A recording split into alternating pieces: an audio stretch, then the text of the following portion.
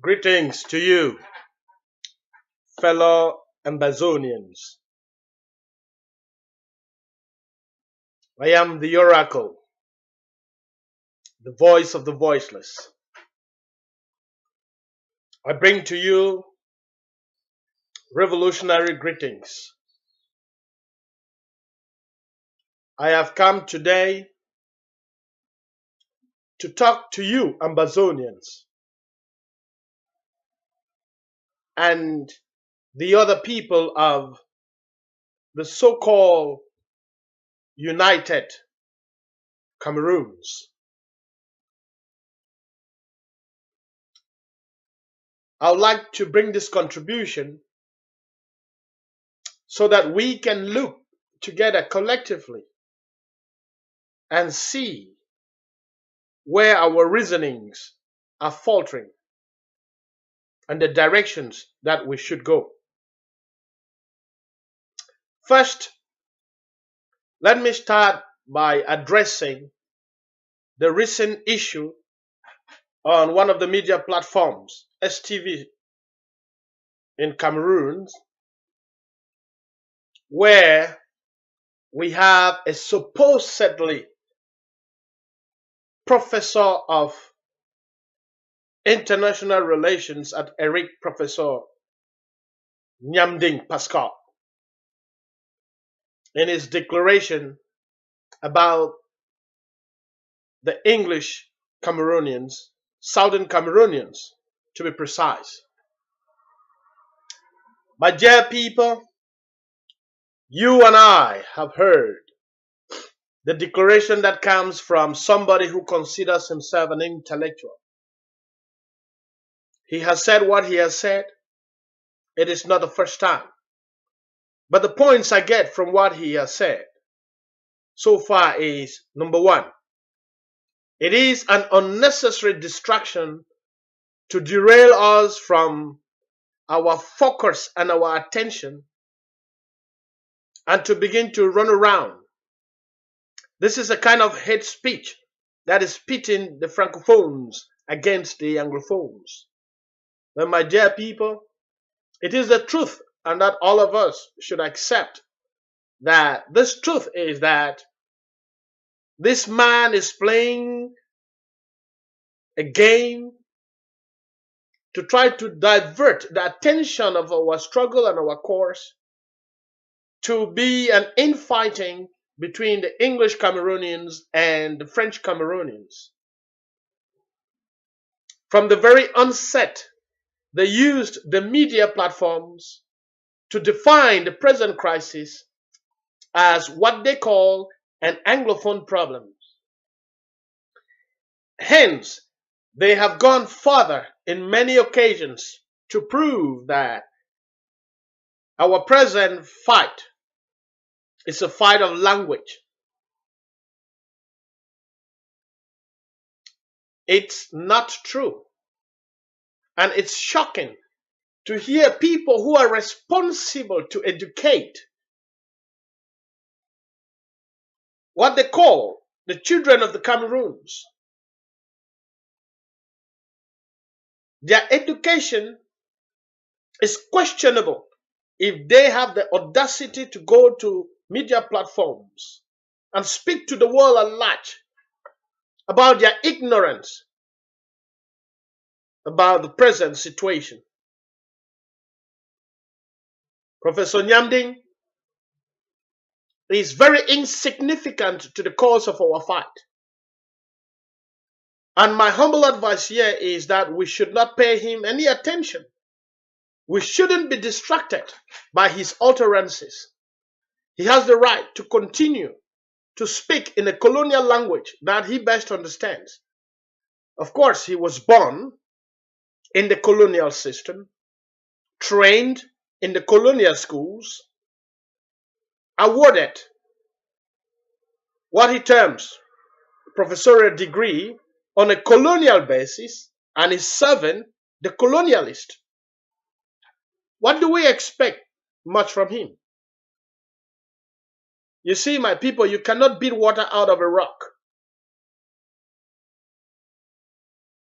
One of my beliefs is that today everything comes in packages.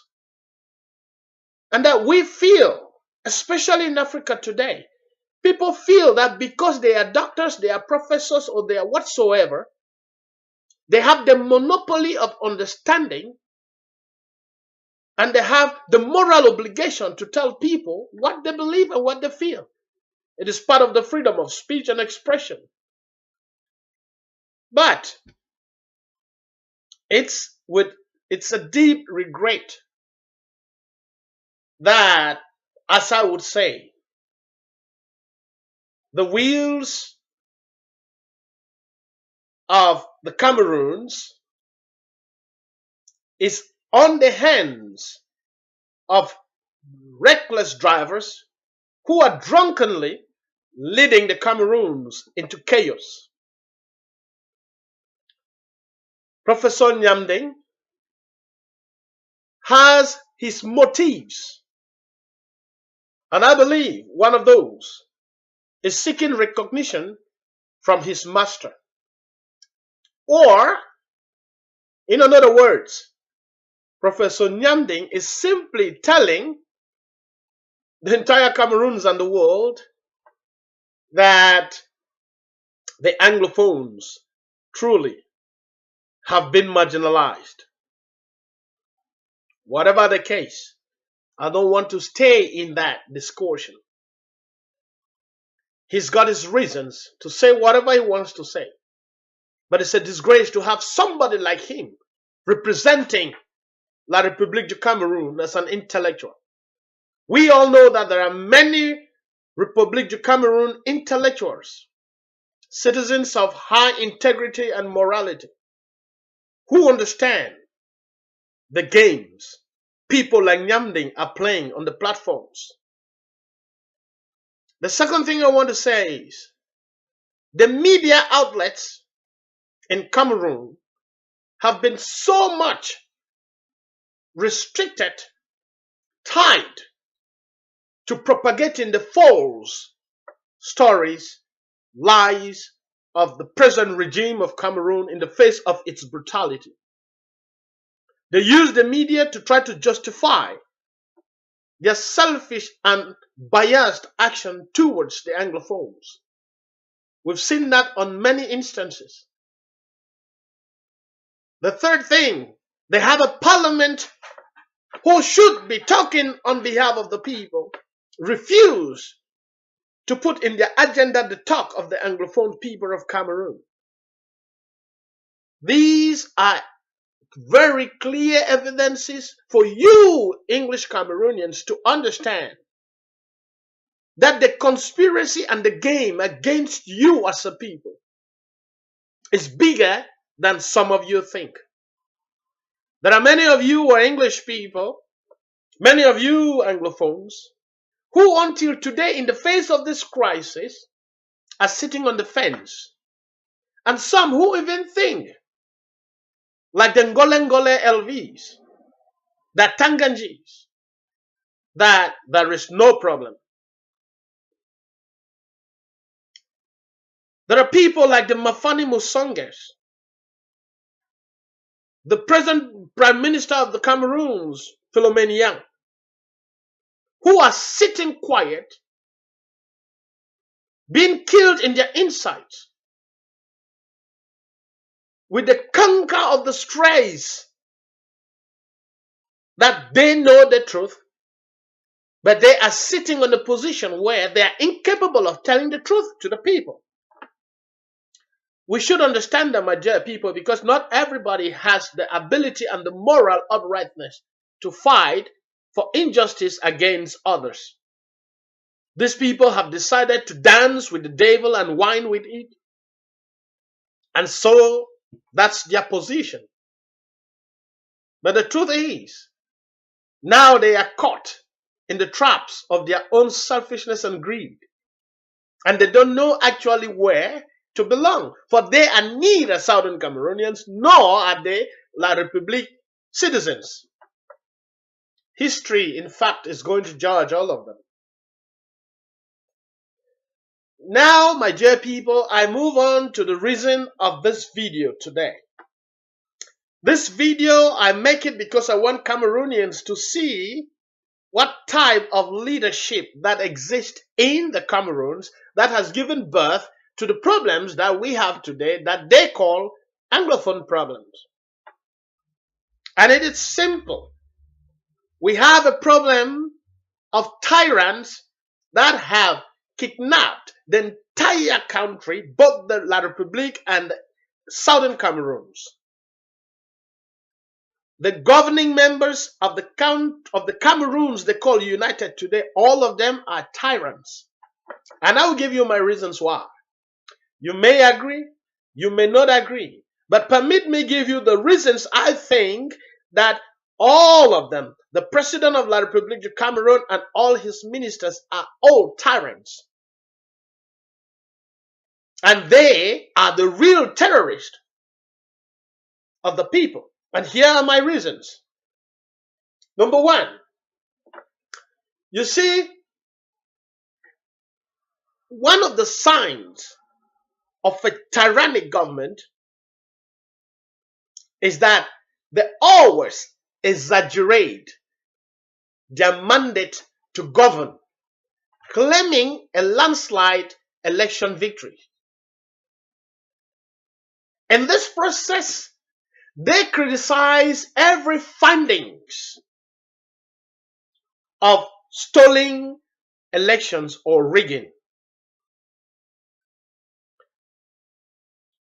If we take this first point and try to situate it in the context of the Cameroons, we will find a president who decides to change the constitution and the term limits of his office, and who right until now has taken Cameroon as his personal property and has refused blatantly through every means he has, especially his instruments of lies like Issa Chiruma, who once condemned the president for rigging and stealing an election, and today is the same spokesman for this president who wants to eternalize himself in power. Number two, they turn the public against journalists or media outlets that criticize them, calling them deceitful, scam, or plotters against the nation, and hold press conferences to that effect.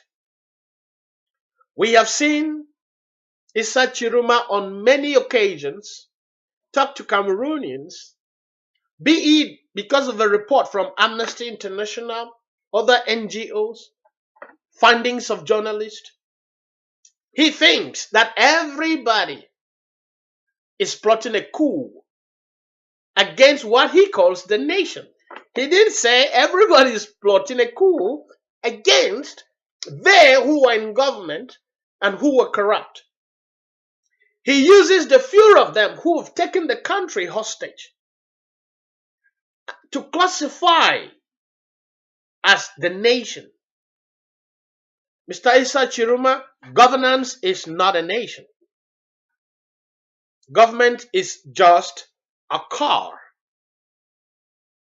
And the drivers of that car are the people. We, the people, decide where the government has to drive them to, and not the other way around. This same government, in order to justify their propagandas and lies against the fact that they are against the fact that they're trying to turn public opinion against those who deliver the informations, they will hold press conferences upon press conferences, and they will communicate with the public through mass rallies, like we saw what the CPDM did in Douala in favor of a unitary state, but refuses the same opposition party of that country that should be working hand in gloves with them to make the country move forward.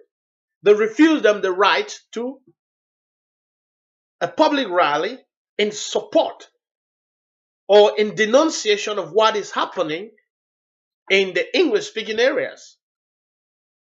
Double standards. Number 3, tyrants repeatedly lie to the public, causing the public to doubt the truth and believe fictions that support their goals. The ring roads promised to the Anglophone people many years back was a lie. Issa Chiruma on many occasions has come out on TV and everything he says is a lie. The spokesman for the military, Colonel Bajek, comes to the podium and everything he says is a lie.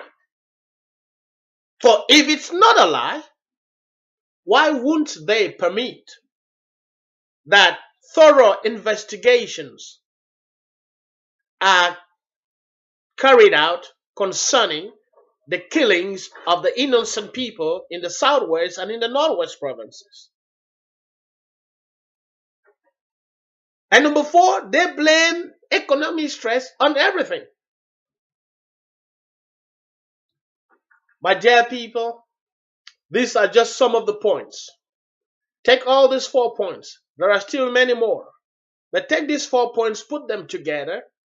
You will find out that we are dealing with a regime or a government that doesn't actually feel for its people. Point number 5 is they call anyone who opposes them an enemy and hit back hard on them, questioning them for their motives and their characters. Issa Chiruma again will hit back hard. It's a pity. They attribute acts of domestic violence to enemies within and use such excuses to beef up security and limit civil liberties. So when the people in the northwest and southwest rise against injustice, they call us enemies, terrorists, and they have to beef up security, an example of a tyrannic regime. They appoint family members to high positions of authorities. We know what happens. They appoint their own personal security force rather than using the same country security force for themselves. They will appoint generals in top civilian positions. They will keep their personal finances a secret and hidden and draw no distinction between personal and state properties. They profit from their public offices, hold 2 positions, do whatever they like, sign budgets, use money. We have seen fictitious bank accounts abroad. So my dear people, take all these points together, put them together, and you will see that we are dealing with a tyrannic regime in the Cameroons. We are dealing with a government that are all tyrants, birds of the same feather, flogging together. They pretend to be arresting ministers and putting them in prisons, and yet nothing has been done to get back the money that has been stolen from the people. That's the powder they are throwing in our eyes. And the last thing I'm going to say, my dear people, how do people who reason and think straight, how do people who has got the country at heart, still at this time go to media platforms, organize rallies, write letters, motions of support to call for the same president who has been in power for 35 years to still reconduct himself again for an election, after this president has proven to us on 2 fronts very important that he is incompetent and incapable of leadership.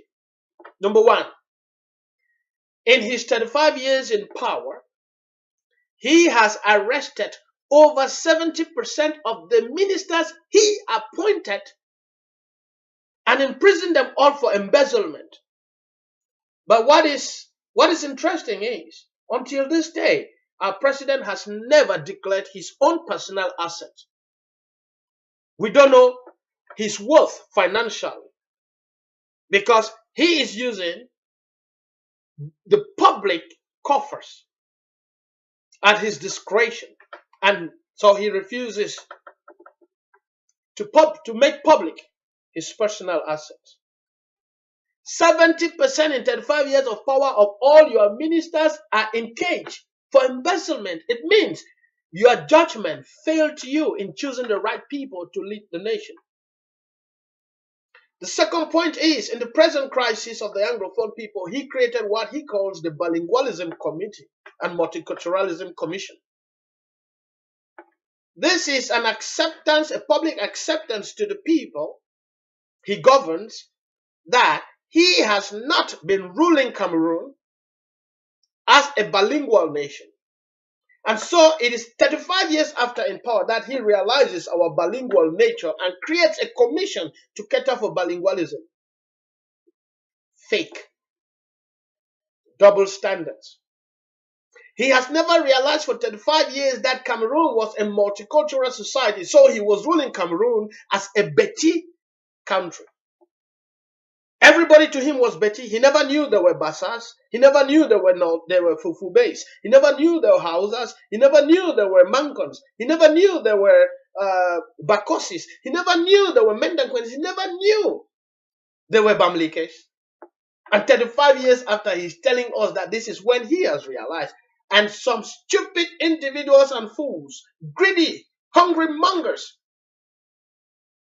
selfish people, take upon themselves at every occasion permitted to them to go to the platforms and call for the so-called President Paul Biya to be the candidate of the CPDM for the next election. He is becoming a natural candidate, as they call it, because he was born alone. He will not die. So naturally, let him stay there and take Cameroon and make it his property.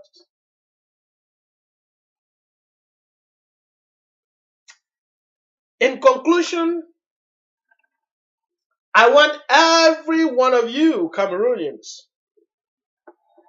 who are pretentiously on the fence willing to take part in this election, be it from La République or from Ambazonia Republic, to think if this is the kind of person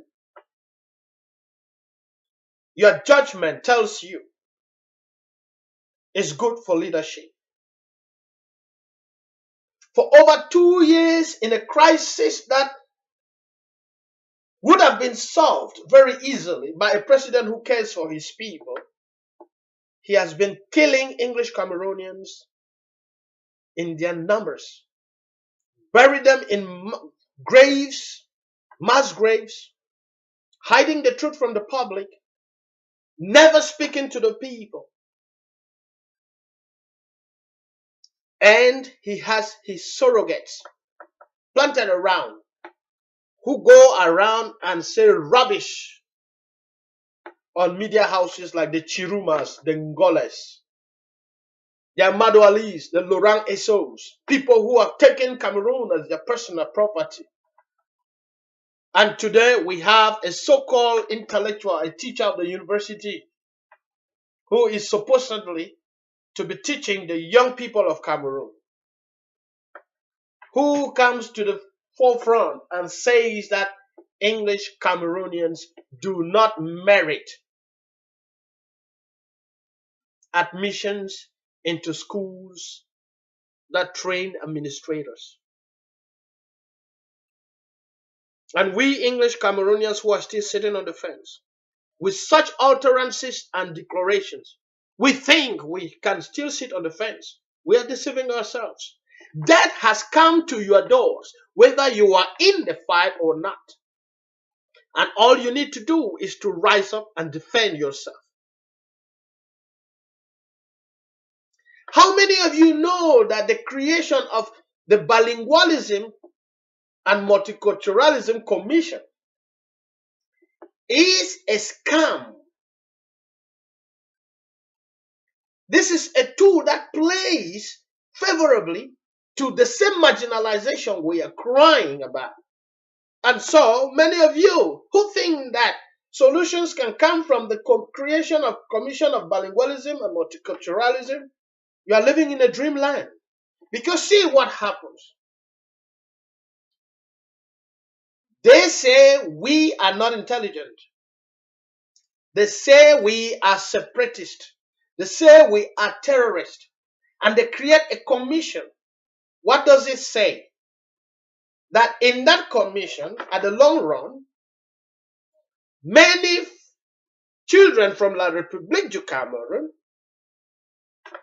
will be Anglophonized by language. And that's what they call Anglophone problem. They want to Anglophonize the more than 80% who are French-speaking Cameroonians to be able to speak English, write English, and understand English, and send them and employ them in those schools that they say we are not capable or competent or smart enough to get admission into. They will train these people in those schools and send them back to our lands, and they will have to come back in our lands and govern us using the English language, because they say the problem is Anglophone problem. But deep down, they are rooted in the culture of the French. That is embezzlement, corruption, favoritism, nepotism, and all other negative things that we have experienced thus far.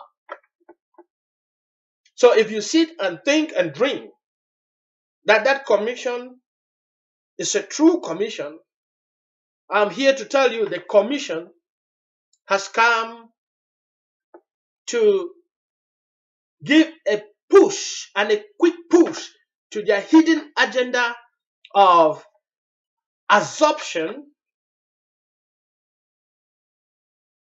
assimilation.